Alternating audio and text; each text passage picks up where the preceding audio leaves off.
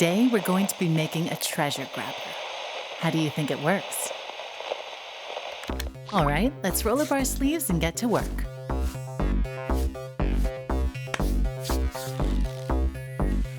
Oh, come on, guys. Let's do something with that string that we can all play together.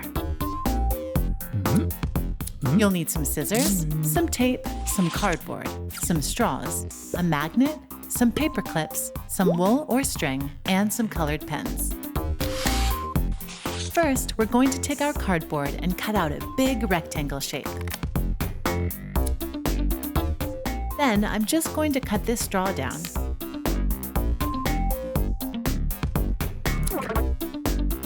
So we're left with two pieces about this long. Secure them diagonally by the corners of our card with some tape. And put it to the side for now. Next, taking your string or wool, we're going to wrap some tape around the end, almost like the end of a shoelace. So now it's easier to thread through both of our straws like this.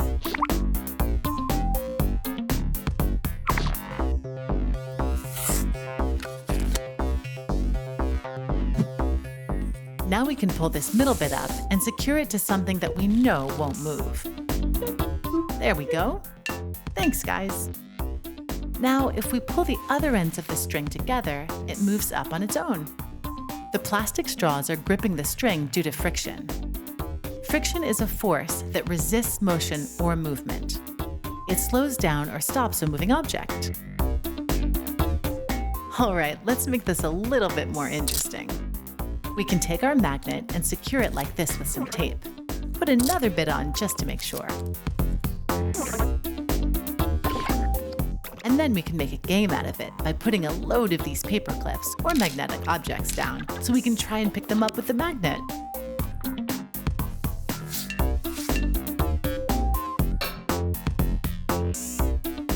The string can't move easily because the angled straw means both the string and straws are pulled against each other, causing friction.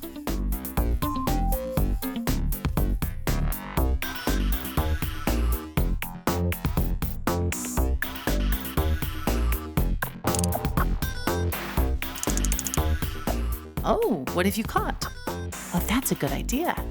We could do something like that as well.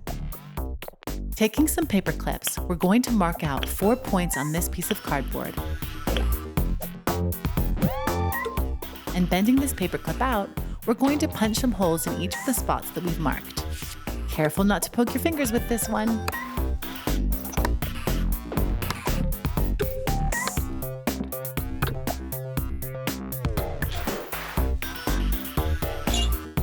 Now, bending our paper clips like this, we can hook them through the holes that we've made. So they look like this on the other side. This can be fiddly, so get some help from a grown-up if you're having trouble. Now, all we need are 3 more of these, and then just secure them with some tape so they don't move. Look, it even stands up on its own. Now we're going to take the colored card and decorate it however we like.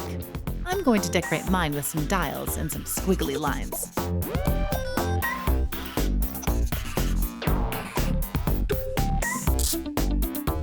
There we go.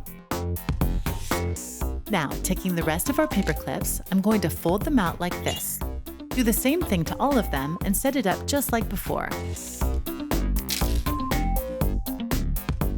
Now we can make a game of it. We can pull on the string to increase friction and hold the grabber in place, or we can pull it further to make it move up. Try moving the string up and down to see if you can use friction in interesting ways. What happens if you pull on one string and not the other? If you get someone else to make their own, you can both race to see who can pick up the most paper clips. Good job, everyone! Another successful experiment.